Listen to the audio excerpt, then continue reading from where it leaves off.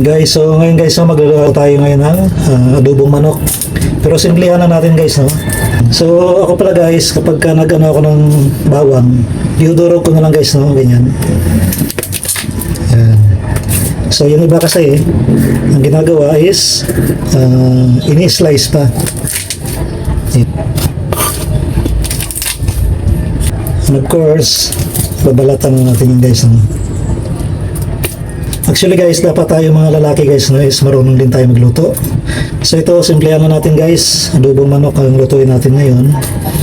Lalong-lalo na no, yung mga balak mag-abroad or yung mga nasa abroad, no, dapat marunong tayo magluto. Kasi pagdating doon, wala na yung mga misis natin, yung mga partner natin para magluto para sa atin. So dapat marunong din talaga tayo magluto. Kahit manok man yan or baboy, same process lang yan yung pag-adobo. Kahit simpleng ano lang, ang recipe lang ng adobo.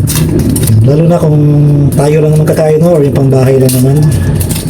Pero dapat masarap pa rin yung lasa. Dapat yung timpla natin, kaya lagyan natin yan ng bawang at sibuyas. So masarap ngayon mag-adobo guys, no? Lalo ngayon tagulan. So ito yung ulamin natin. Okay, so habang nagpiprepare tayo guys, painitin na natin itong mantika natin, no? So ilalagay natin yan guys sa mantika. Yan. So ito guys, para lang to sa mga beginners guys, ha. So kunti lang, yung panggisa lang ng bawang saka ng sibuyas ilagay natin. Painitin lang natin yan, no? Tayo lang natin guys hanggang uminit.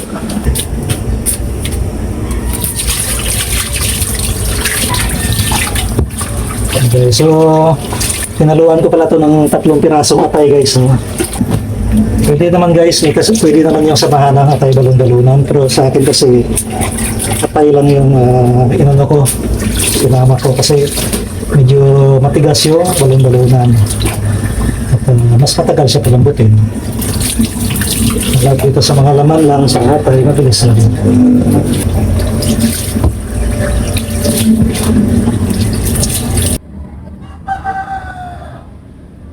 And guys, so mainit na yung mantika natin, pwede natin ilaglag tong sibuyas at bawang.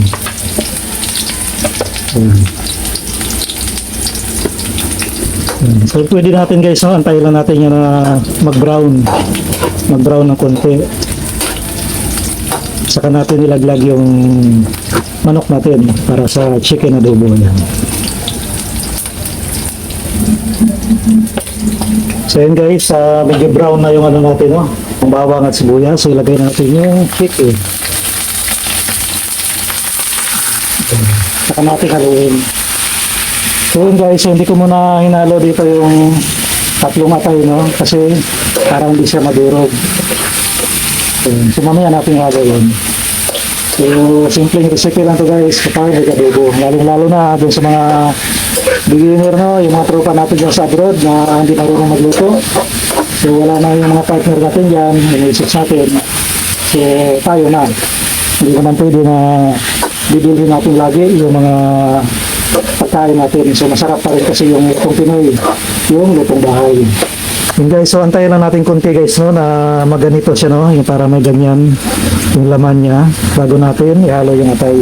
Yung guys, so ihalo na rin natin yung atay guys, no, para manuot na rin yung bawang at sibuyas yan sa atay. Yan. Para yung lasa ng bawang at sibuyas, pasip-sip na rin yan. Of course guys, lagyan natin ng dahon ng laurel. Of course guys, no, lagyan din natin ng pamintang buo. Yan. Yan, para mabango yung niluluto natin. Pero mamaya guys, lalagyan din natin yan ng pamintang durog para mas manuot yung bango sa yung sarap. Masarap kasi sa adobo guys, matagal siyang mapanis o masira. Kaya yun ang maganda sa kanya. Actually guys, pwede nyo namang hindi lagyan ng sili guys, no? Pero ako kasi naglalagay ako ng sili para medyo maanghang, pampasarap kasi ng kain to, pampagana. Yan. So ito guys, sinama ko na rin din tong sili na green. Kasi medyo kahapon pa kasi ito guys, no? Kaya isasama ko na rin to yung sili na green. Ayan. Para hindi sayang. Kaysa naman masira lang, no? So, isasama ko na siya sa adobo. So, pero kahit wala na to guys, no? Kahit yung siling pula lang. Or kahit na kung may kasama kayong bata at ayaw na manghang, pwede naman na wala ng sili. Ayan. Haluan natin ang magic sarap. Para manuot na yung lasa niya.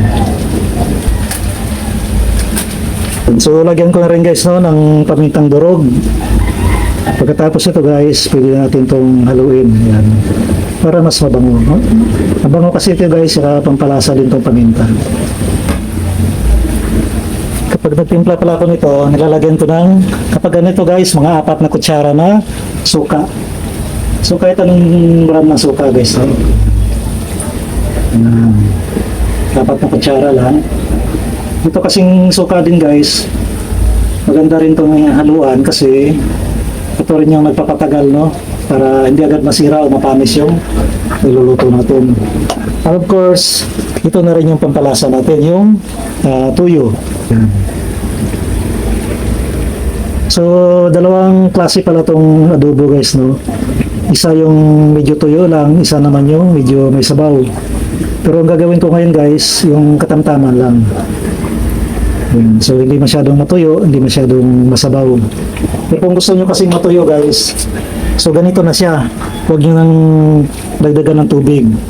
So tama na yan hanggang lumapot yung mantika niya. Yun yung tuyo na recipe. So kung gusto nyo naman may sabaw, pwede nyo lagyan ng isang baso na basta tansyahin nyo lang kung gaano kadami.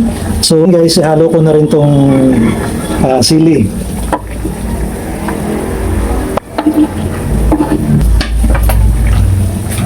So, takpan na natin guys, no?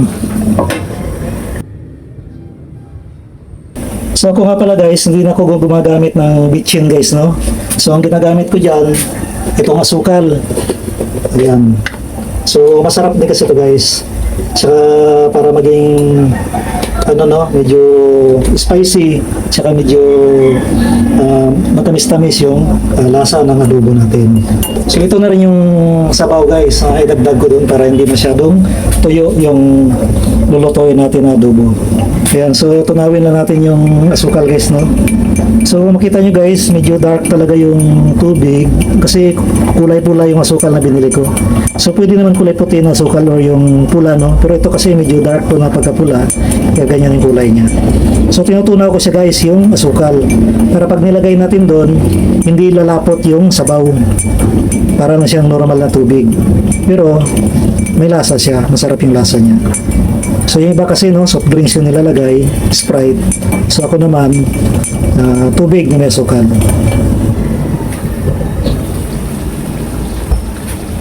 Actually guys, pwede naman na yan, no? Kung gusto nyong medyo tuyo lang yung adobo nyo, so ganyan na. Huwag nyo nalagyan ng tubig. Kung baga, timplahan nyo na lang yung lasa, kung maalat ba or kulang pa ba sa asin, so dagdagan nyo na lang. Pero ako, so lagyan ko siya ng sabaw para, yung kasing gusto ko guys, no? Minsan nagluluto din naman ako na medyo tuyo, so minsan yung may sabaw ng konti, para balance lang. Ito yung sabaw niya guys, medyo maalat ng konti, so tama-tama lang yung tubig na ilalagay ko, no? Kasi medyo matamis to, kasi may asukal. So ito na lang yung idagdag ko na panghalo.